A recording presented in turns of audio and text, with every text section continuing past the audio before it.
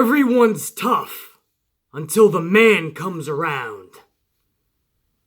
Those were the words uttered out by Becky Lynch after she disarmed Ronda Rousey backstage.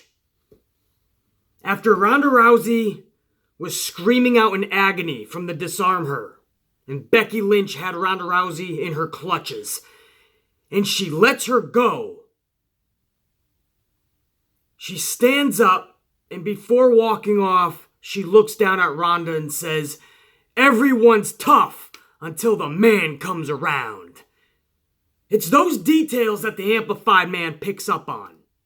Because it's those details, those quotes, that make somebody so badass, man.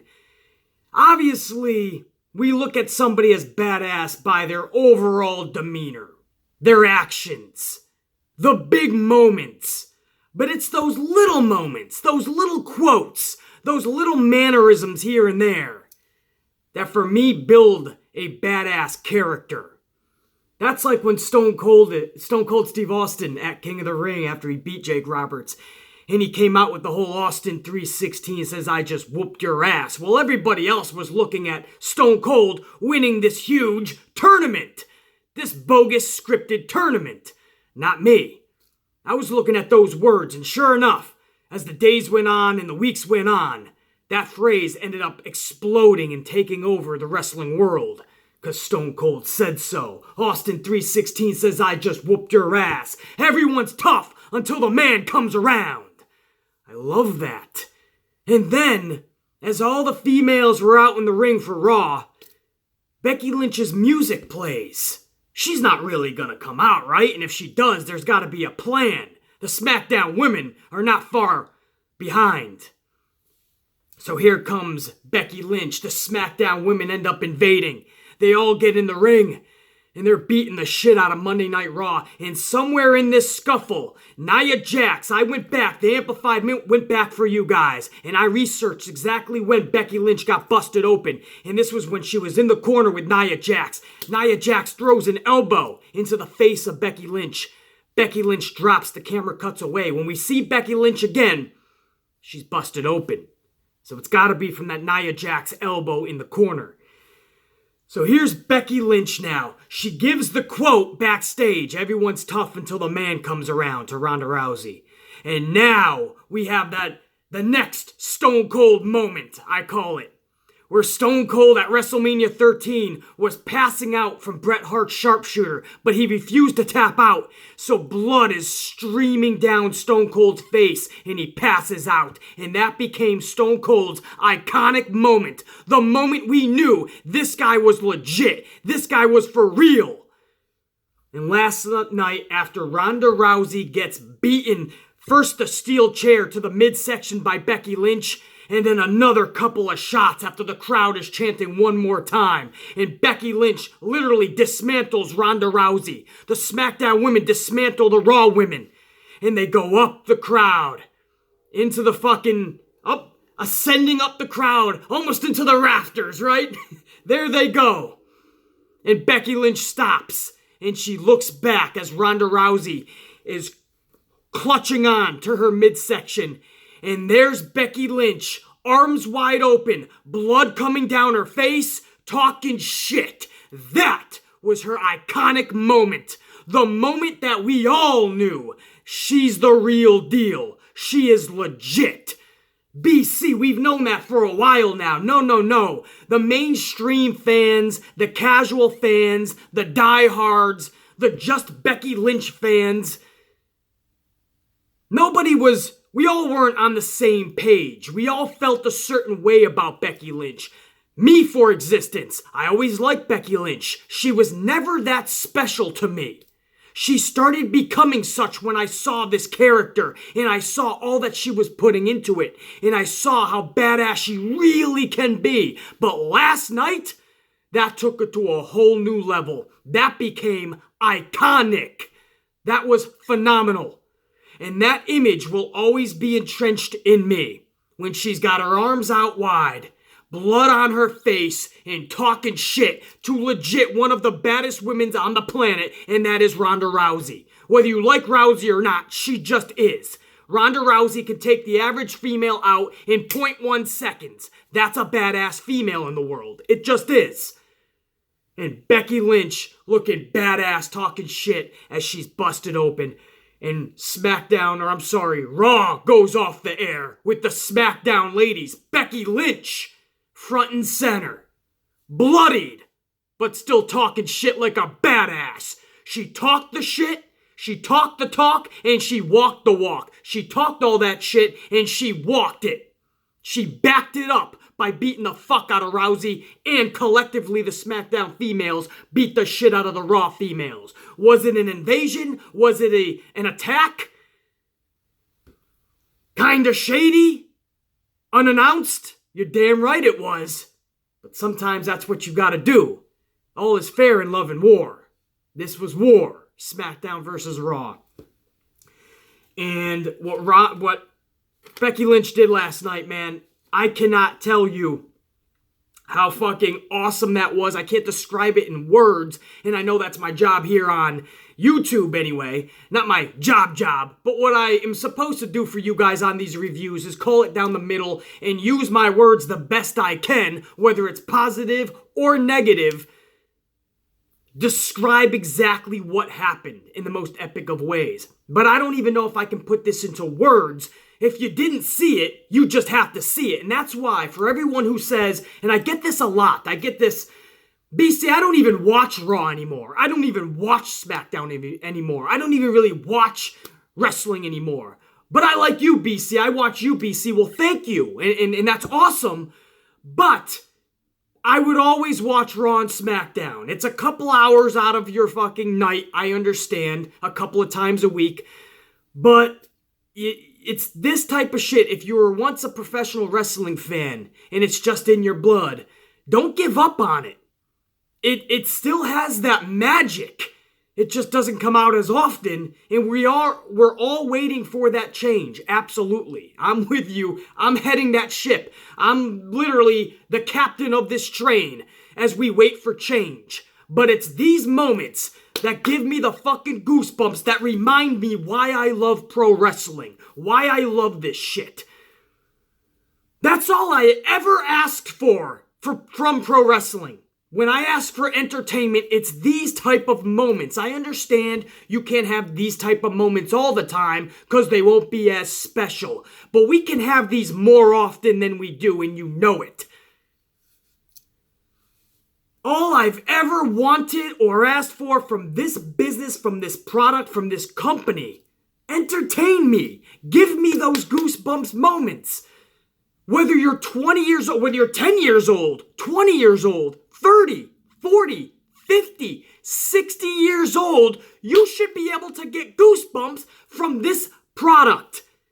Pro wrestling is unlike any other entertainment in the world. It just is. From 10 years old to 70, 80, 90, 100 years old, people love Batman. They love to go to the movies and watch Batman or Superman or Stan Lee. R.I.P. big man, you were the rock star in the comic book industry, of the fucking movie industry when it came to those superheroes. And there ain't nobody like Stan Lee. And we just lost a legend yesterday. But you look at all the heroes, the superheroes that he created, and everybody, no matter your age, you would flock to the movies, and you would be like a kid in a candy store watching those superheroes. Didn't matter your age. That was your entertainment. Well, these are my superheroes. This is my form of entertainment that I like to unwind and relax and be entertained from. That I get the goosebumps from. That I get lost in my own fantasy world. And that is the shit I love. And I don't get those moments enough. Last night, that was just an epic, phenomenal moment. It just was. That's not about lowering our standards and getting any great moment and calling it phenomenal just because we don't get enough great moments. No, that was legit a great career-defining moment for Becky Lynch. But for fans, just a phenomenal fucking segment and moment. That's something I would have loved to have seen in the Attitude Era. That's how I know that was a kick-ass moment, man. And again, I can't help but relate this and compare this to Stone Cold. When Stone Cold would drop his epic lines and they would just catch on like wildfire. And you have Becky Lynch just dropping these awesome lines to Ronda Rousey. Like everyone's tough until the man comes around. And then she goes out and she's involved in this epic fucking brawl and she gets busted open and she continues to not only continue the segment, but talk shit for another 5 minutes afterwards because Raw was adjusting to this new time limit that they have. Monday Night Raw can no longer go over 11 o'clock p.m. Eastern Time. They can't go over that third hour. USA Network has banned that shit. So they're trying to adjust, so they had Becky Lynch out there another several minutes, busted open, talking shit to Ronda, and she looked like a rock star. I cannot be more proud of Becky Lynch last night. And that was her career-defining moment. When we go back 5, 10, 15, 20 years from now, and we look back at Becky Lynch's career and when she really hit rock star status in this company, in this business, that will be the career-defining moment, I assure you. That image will be instilled within us forever. And it's those organic moments that get people over. Those organic moments that make them become superstars. Roman Reigns, for 4+ years, literally being forced to us as the top face, when over 50% of the fan base was booing the shit out of him. They didn't want him as the face, but Vince refused to listen. He's too stubborn. So he kept the 50-50 reaction even when it was 80-20 and sometimes 90-10. In favor of the boos. It was forced. That's why Roman never truly got over. It was too forced. Braun Strowman. They spent all these months building him up to be a top face. Wham! They ruined it all when they turned him heel. Again, that was for Roman Reigns. And then Roman has this tragedy occur. Hoping he gets better again. Best well wishes, Joe. And then they're like, shit, okay, we'll put the strap on Lesnar and we'll try to build Braun again the way we once did. But you already fucked it up. So now we're supposed to believe that Braun Strowman is just going to be that monster again. No, it's no longer organic. The first time was organic. This time, now you're just covering up your fuck up. And for fans like me, been watching this shit for over 30+ years, and I know what the fuck I'm watching, hearing, seeing, viewing, listening to. Taking in. You're not gonna fool me. This is not organic with Braun. Things like that, fans like myself, we can see through the bullshit. But with Becky Lynch, this is just organic. This is the wrestling gods in the wrestling universe creating a superstar. Like Stone Cold when he was stuck in that mid-card fucking status. And everything he did just seemed to be catching fire. Even if Vince didn't want it at first, which he didn't. Becky Lynch, I doubt very much this is Vince's top priority or top prize, even when she started getting the fan response. But every little thing she does is just becoming organically badass. He could never have in a million years, have thought that Becky Lynch would have gotten busted open, and that would be the final image of Monday Night Raw's go-home show to Survivor Series. And looking that much more badass, in the entire arena chanting, Becky, Becky. If Vince likes it or not, it no longer matters. Becky Lynch is a fucking bona fide, badass superstar.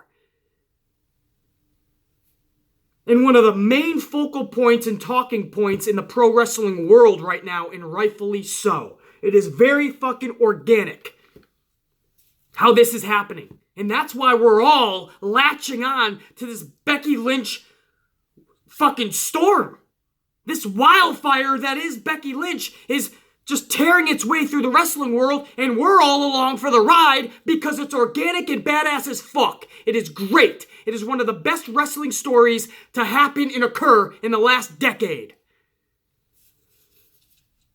Just an amazing way to end Monday Night Raw. I got the Smackdown ladies in my fucking dome piece ending Raw. To end Monday Night Raw, the go-home show to Survivor Series, which, for the most part, didn't feel like a go-home show because they weren't pumping up Survivor Series too much storyline-wise.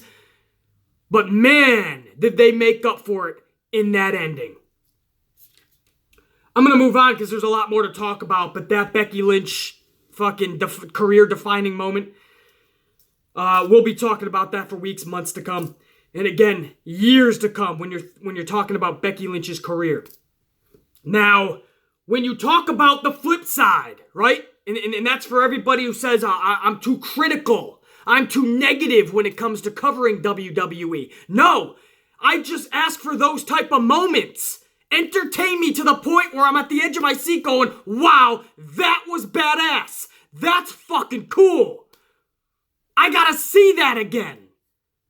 Or I gotta fucking talk about this, man. We gotta shoot the shit about this. That was really cool. Give me those moments. You could call me overcritical and overly negative when covering this product all you want. Nobody has to watch me. I cover this product in this business right down the middle. The positives and the negatives. That was epically fucking badass and cool. Now on the flip side, if you don't like the overly critical part of this show and the overly negative part of this show, then you can tune off now. Because now I'm going to go into something that absolutely has me wanting to put my whole fucking dome piece through a cement wall. And that is the booking of Sasha Banks and Ember Moon. Because Sasha Banks goes out there and takes on Bayley.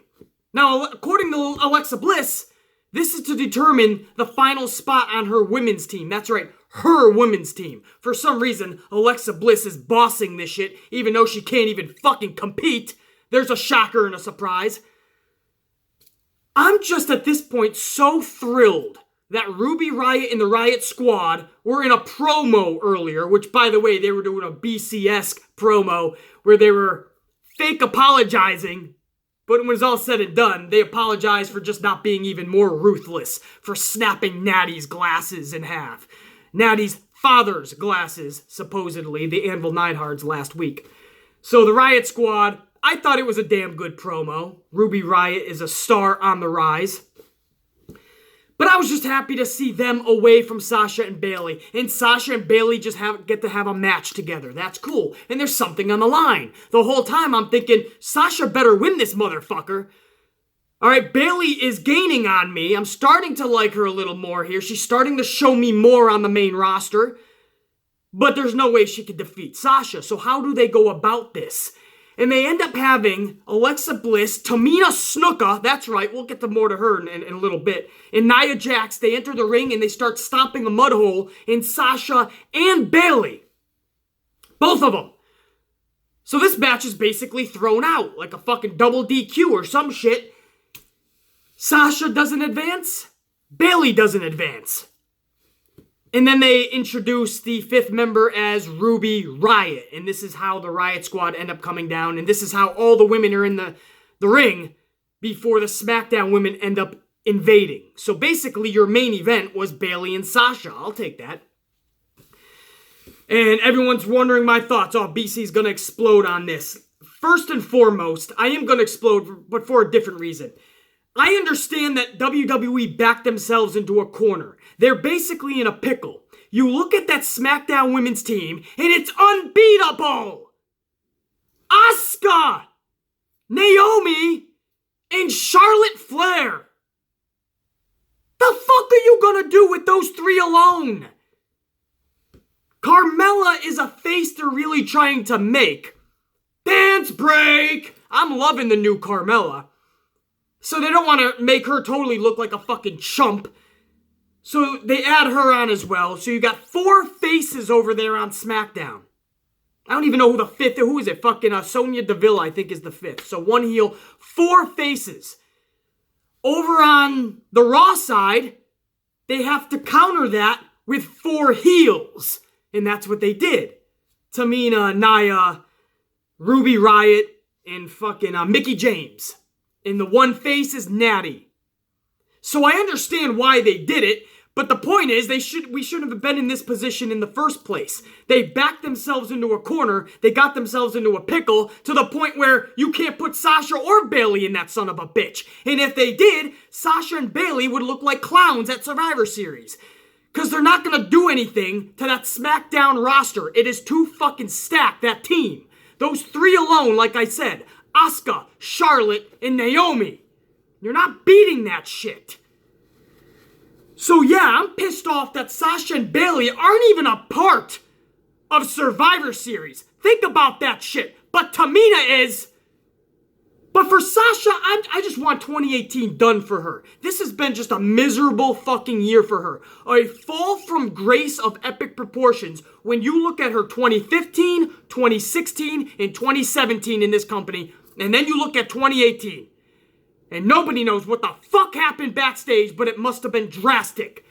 So for Sasha, I'm not even gonna fucking overly flip anymore because we just need 2018 out of the fucking way. Get these new tag team championships for the women involved either at the Royal Rumble or WrestleMania because it's coming. That's why Tamina and Nia Jax are a team as well. And that's why they've been playing around with Asuka and fucking Naomi. Get these fucking championships because it's gonna happen anyway. Let Sasha and Bayley have their little fucking 2-month run with it, which is what all this bullshit is for, and then separate them and let Sasha go to the fucking moon with her skills and talent. That's all I'm gonna say with the whole Sasha. How she's not a part of fucking Survivor Series boggles my mind, but at the same time, it's WWE and it's Sasha Banks. So I'm not shocked at all.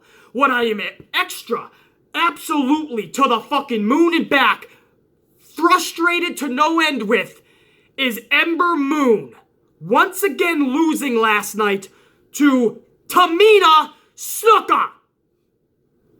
Can't even make that shit up. Tamina Snuka defeats Ember after Ember Moon has just been losing what seems like a whole month's worth of matches to Nia Jax.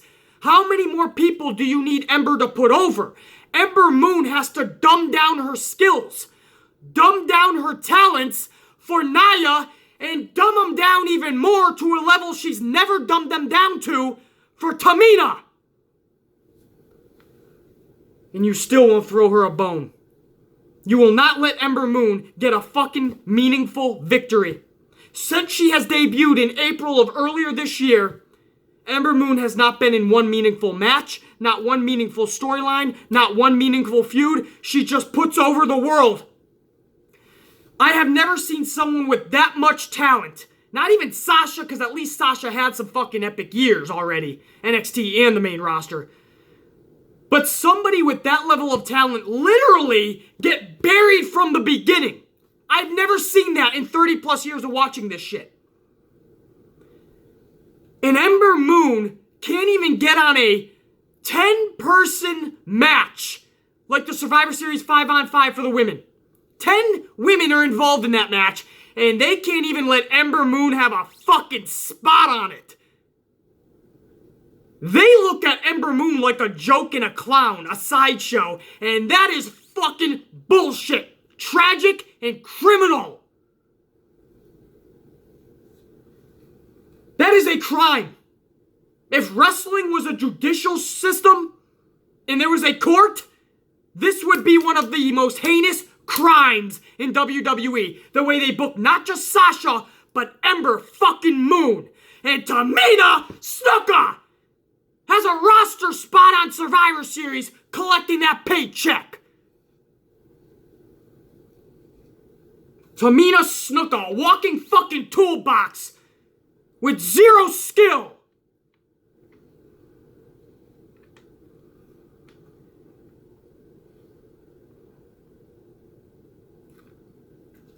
Tamina fucking Snuka.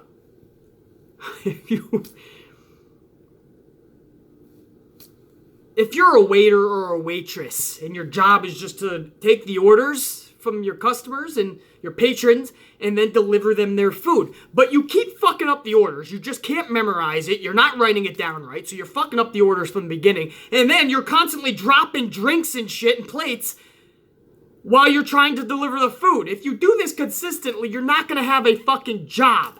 If you just suck at what you do, and there's a plethora of people waiting to get in to take your job because they're better than you, how do you have a job still? There is a million females on this planet, not just WWE, not just NXT, but down in Lucha Underground, over in Japan, everywhere around the world, down in Mexico, everywhere, that are a million times better than Tamina, and Tamina is taking up not just a roster spot, but females that should be in Survivor Series matches, taking that shit. Because that's why they want to book it. We'll book the faces for SmackDown's team, we'll book the heels over for Raw, and Tamina will be one of those heels. That's alright. Ember doesn't need to be anything. Fuck her. We put her in obscurity for 8 months. What's another 8 more months? That boggles my fucking mind and irritates the fucking shit out of me.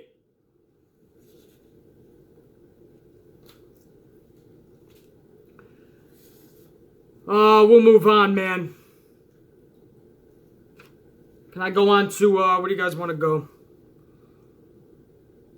I'll go back to, let me stick with the females for now. Let me go back to Ronda Rousey's promo. This was a night that I said in my preview video, last night, yesterday.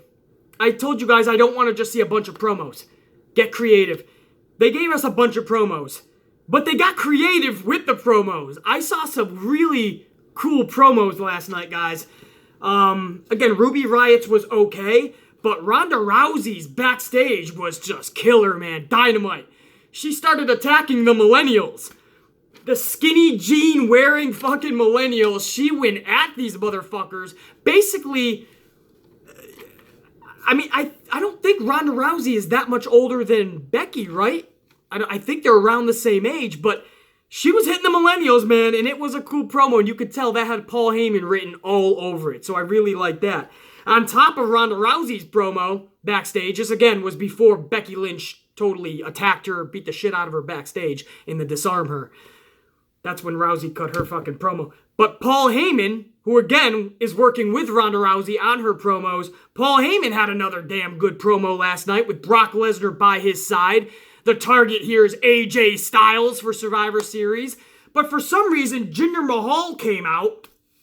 And Jinder Mahal starts doing his Shanti to fucking Brock. And Brock's like laughing his ass off before he just annihilates Jinder Mahal and absolutely almost kills the Singh brothers. There was a moment where I thought one of the Singh brothers literally was broken in half. He lands straight on his fucking head. And then, I'm thinking, roll him out of the ring, have the ref attend to him, and don't put him back in. No, a minute later, Brock is dropping the same Singh brother on his head again. Brock Lesnar annihilated Jinder and the Singh brothers. I'm not gonna lie, the beatdown was fun. That was cool. I mean, seeing Brock Lesnar in his element, which is just annihilating motherfuckers, multiple motherfuckers, looking like the Beast, that's cool. That's fun. That was entertaining. However, I can't get around the fact that it doesn't make any sense. It just makes for a confusing segue into Survivor Series with AJ Styles. Styles is the face, Lesnar's the heel. How hard is that to understand, WWE? Instead, let's book Brock as the face when he goes on to take on the face, AJ Styles at Survivor Series. Makes no sense. Brock Lesnar is beating up Jinder Mahal and the Singh brothers in a way where they know the crowd is going to be totally backing up Brock Lesnar and cheering for Lesnar. How the fuck does that help Styles at all? Does Vince just want 50-50 booking reactions for everybody from now on? He wants everybody to have the John Cena Roman Reigns reaction. Cheers, boos, I want reaction. Wrestling is based on faces and heels, man. So, as it was cool to see Brock Lesnar beat the shit out of Mahal and the Singh brothers, it ain't so cool when you see the logic gaps.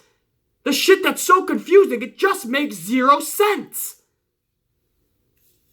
But again, Rousey's promo, badass. Paul Heyman's promo with Brock, badass. Dean Ambrose, you want to stick with promos? Dean Ambrose. Seth Rollins is in the middle of the ring doing an interview with Corey Graves. That's a little new for Corey Graves, so I like that interview aspect.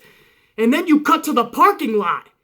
And this is like some 1980s old school movies or something. You know what I mean? Like the old school Warriors movie. Where Dean Ambrose is on the hood of a nice sports car. Couldn't even really tell what it was. It was kind of in frame. I don't know if it was a vet or not. But he's on this fucking sports car. And there's a trash can next to him. This barrel. And it's in flames. There's just this big fire pit, basically, coming from this barrel. And Dean Ambrose is on the hood of this car, and he's got his hoodie on with a jacket over it. It looks badass, man. Like an old school 80s flick. With just, the cool kid. He's the guy who smokes cigarettes, in the bathroom during class, skipping class. He's got the fucking girlfriend, right beside him in his nice car. He's that type of dude, man. I loved it. And he cuts a really good promo on Seth Rollins. On why he did what he did. And maybe he should regret what he did. But nah, that's not it. And he takes the shield, what do you call it, man? I call it the protective fucking vest. I guess that's what it is, right? But it's his gear, basically, his shield gear. But it's basically that protective vest. And he takes it, and at the end of his promo, he chucks it into this fire pit, that barrel. First, he gassed it up even more, so he spritz more gasoline on it. And, oh man, what was his final line? It was a cool final line. Oh yeah, he said, I'm going to take everything that the shield was, or something like that, and burn it down. Like Seth Rollins' entrance music. That was his last words. And burn it down, and he threw that vest into this fire pit. It engulfs in flames. The camera zooms in. And that's the segment. I love that segment with Dean Ambrose. I love what they're doing with Dean Ambrose. Drag this thing out after Survivor Series. TLC. Ambrose Rollins. Take my money. I'm signing up for that shit. So that was another good fucking promo, guys. You just can't beat some of these promos last night. All straight fucking fire.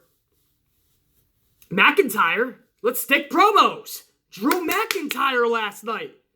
Hitting on all cylinders. He reminded me of BC Amplified if I was just maybe even taller and had a chance to be in WWE with a microphone.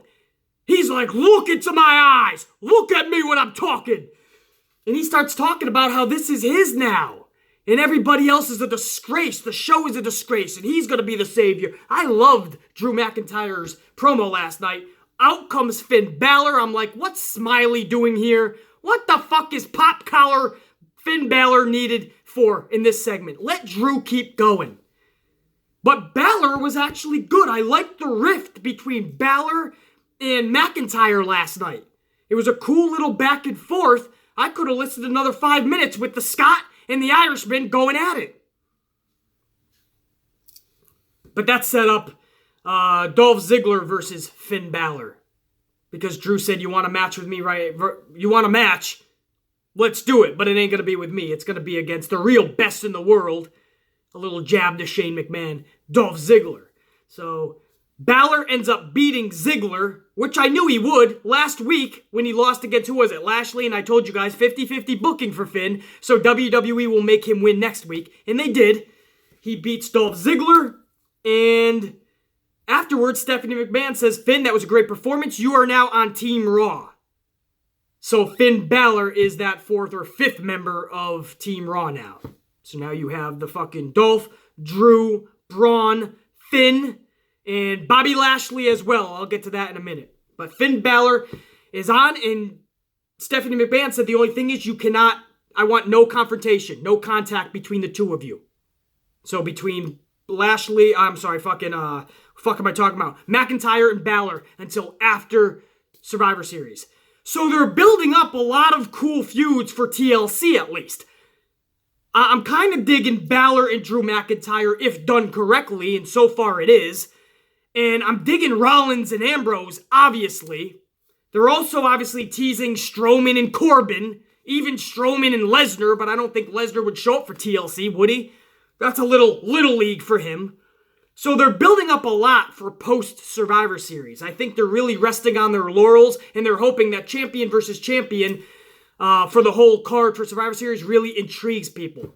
And it did. You know what I mean? I can't wait for Survivor Series. It's one of the more anticipated pay-per-views for yours truly of the whole fucking year. But McIntyre on the mic was just absolutely dynamite. And I talked about, who the fuck was it? Elias, Bobby Lashley. Elias just had me on the fucking floor last night. Lashley is doing his pose down with Lio Rush, and Elias is up on the stage, and he's on the phone with Child Protective Services.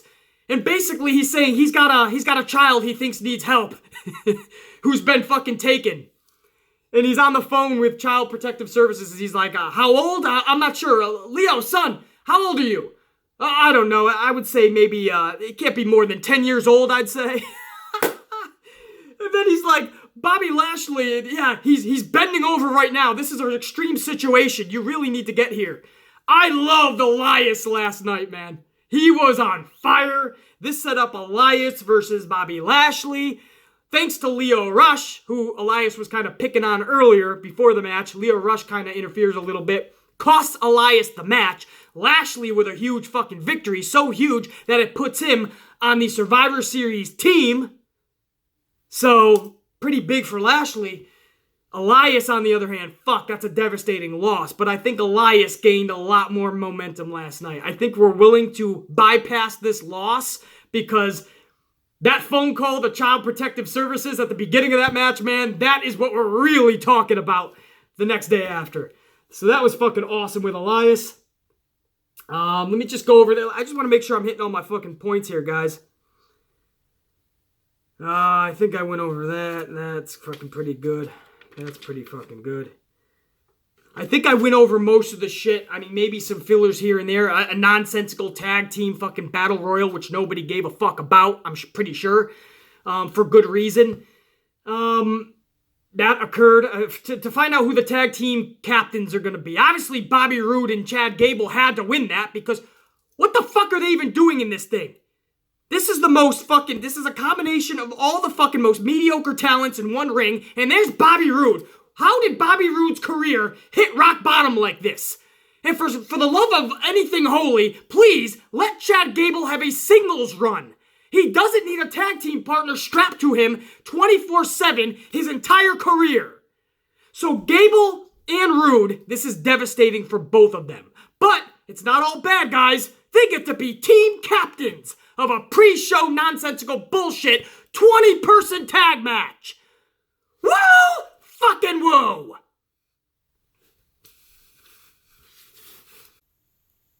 And then there's Braun Strowman, right? This kicked off. I covered everything else. Now we're going to go to the beginning of Raw and cover the last segment that I want to talk about, which again was the first segment of Raw. This was the most nonsensical 17 minutes that did nothing for Survivor Series. And they had... who the fuck did they have? Oh, they started out with the fucking nonsensical battle royal to find out who the captains were going to be for the tag team match at Survivor Series. But that match only went like 1 minute. Braun Strowman comes to the ring. And Braun Strowman beats up every individual in the ring. He can't kick out of 4, 5, 100 F5s. He can get no offense at all against Brock at Crown Jewel. None at all. But he can beat up 20 fucking dudes all at once. Okay. So first I gotta believe that. Then I gotta believe he's a monster again after you just fucked him up. His whole character, everything about Braun Strowman. You killed the luster of him. You killed what made him special. And now you're trying it all again because you realize you fucked up. And I'm supposed to believe it. We're all supposed to look at him as the monster again. Wow, the monster's killing people. He can take out Brock. I can't wait to see a Brock Lesnar-Braun match. I'm supposed to look forward to a future Brock-Braun match when Braun Strowman couldn't even get an ounce of offense in the last match when the match lasted 5 minutes. Tops at Crown Jewel. So Braun's holding Raw hostage. Stephanie McMahon comes down and they create a deal. The next 5 minutes of this segment is Stephanie cutting a deal with Braun. I'll give you anything in the world if you just hold up your end of the bargain and smash people's faces at Survivor Series. Make sure Team Raw wins at Survivor Series, I'll give you anything. And Braun's like throwing his little temper tantrum like a 5-year-old. He's like a kid in a fucking candy shop or the fucking supermarket who wants the candy, Right? The parents are just trying to get all the veggies. He wants his candy bar, and you're saying no. And he starts crying in aisle 5, the candy aisle. And the kid starts crying. And to shut him up, because you don't want to be embarrassed by everybody else. Everyone else is fucking looking at you now, so now you're the parent that can't control your kid. So you whisper in his ear, all right, I'll get you the candy bar, but just behave. Please stop crying. And he gets his candy bar, and he stops crying, and everyone's happy until you get home. That's Braun Strowman. He's the kid in aisle 5 who just wants his candy bar. So he's throwing his hissy fit. I want a Baron Corbin in a match where there's no sanctions. I want him to sign a waiver. And Stephanie's like, done. I want a future match with Brock Lesnar for the Universal Championship. Stephanie's like, done. I want a new grape juice box in my lunchbox from now on. I no longer get my juice boxes, and I want them. Done. I want a chocolate chip cookie in my lunchbox. Why did you take them away? Done. Chocolate chip cookies, Braun, they're yours. I don't want to go outside for recess anymore. Done. I don't want to play with anyone else but Nicholas as my tag team partner from anywhere. Done. Done, done, done. 5 minutes of Braun Strowman's little hissy fit of I want this and I want this. If I don't get my way, I'm doing things. It was fun the first time. When they were booking Braun this way, oh, it was fun. We thought we were going to see a meteoric rise of a new actual superstar. He became a clown. Booking and creative made him a clown. Then backstage, we hear reports that he literally is a big baby. So what the fuck am I believing in? I see a big giant kid who throws a tantrum every time he doesn't get his way, and when he does get the big match, he never delivers. So I need to see Brock and Braun again? For what? Is he gonna get 3 moves in this time? Or are we gonna make this really not realistic, and Braun's gonna beat Brock in 5 minutes next time? Okay. Alright, this is great now. The segment wasn't even done, though, so they agreed to their terms over the temper tantrum. And Baron Corbin comes out, or no, maybe it was Ronda Rousey comes out. Rousey comes out for no reason. Says a couple of lines to Becky Lynch, and then threatens Stephanie McMahon for no reason. I understand Rousey and McMahon used to have beef, but that's done! Or at least there's no reason to come out and go to break her arm again. So it just didn't fit in with this scenario 6 nights before Survivor Series. So then Baron Corbin comes down to make it more confusing. And he puts his hand on Rousey, like everyone calm down. Rousey hip tosses basically, flips over Baron Corbin, and Rousey heads up the rampway. Baron Corbin's holding his shoulder. He's like, what the fuck? He turns around. Strowman's in his face. Stephanie McMahon is between Strowman and Corbin, telling them to relax. Corbin and Strowman are yelling at each other like 2 fucking 3rd graders at recess. And that's the segment. What did it do for Survivor Series? I have the answer. Nothing. Nothing at all. It was the weirdest 17 minutes I've seen in a long time. And I've seen some weird shit on Raw. But when you're talking about an opening segment that needs to be dynamic, that needs to have substance for its pay-per-view, you are the go-home show after all. And that's the 17 minutes you gave us? So yeah, it had its ebbs and flows last night for Raw, guys. A lot of mind-bogglingly confusing, nonsensical, redundant bullshit. But for the most part, not as redundant as I'm used to, or as we're used to. Some damn good, captivating promos last night. And an ending that finally is something I'm going to remember for a long time to come. An ending that gave a superstar her career-defining moment. That was badass. So when I look at it as a whole, that show could have been a million times worse, man. I was entertained last night, and that is a good thing, heading into a pay-per-view that I was already sort of captivated by. These matches are badass. Survivor Series is looking badass. Becky Lynch and Ronda Rousey just fucking became even more must-watch, must-need to tune into. It already was, though. But now it's even more we have to watch. But Becky Lynch and Ronda Rousey is just badass, man. Shinsuke versus Rollins? Fuck yeah, man. Book that shit. And they did. AOP in the bar? I'm going to take that shit. I'm going to enjoy them bashing each other in the mouth. Brock Lesnar, Styles, we already know they can go in the ring together. We saw that last year's Survivor Series. I'll take part 2. So, you have a fucking card that's already looking dynamite. I think the women are obviously going to go out there and try to steal the show, the 5-on-5. Let them do that. I don't know what the fuck Nia Jax and Tamina are going to do while everyone's trying to steal the show. They'll sit on the apron and they'll talk some fucking total divas or talk about what's going to happen backstage at catering maybe. Maybe that's what'll happen. Still, they'll try to steal the show over at catering or on fucking Total Divas. But they ain't going to do shit during the actual fucking match. But the other females, Mickie James, Asuka, Naomi, they'll be in there trying to steal the show. The men, we'll see what the fuck they're going to bring. I have no idea with the 5-on-5. They're both kind of wonky to me. I don't know what to expect from that 5-on-5 match. And that was Raw, guys. Survivor Series tonight, actually, Smackdown Live. They're going to have their go-home show, and then it's Survivor Series. I'm pumped. This is a pay-per-view I'm looking forward to. Hopefully Smackdown brings it tonight. It's A-game. Raw, again, I'm not saying it was a great Raw, but it entertained me at least. And that's badass. And I want Smackdown to not only entertain me, but be damn good tonight as we head into Survivor Series. I'll talk to you guys tomorrow for Survivor... No, what am I doing? Smackdown's reaction and review show as we head towards Survivor Series. So this is the go-home show tonight. It's going to be a massive review tomorrow, just like this one was. Much love and respect. Let's kick Tuesday's ass. I'll check you guys tomorrow. Check you later.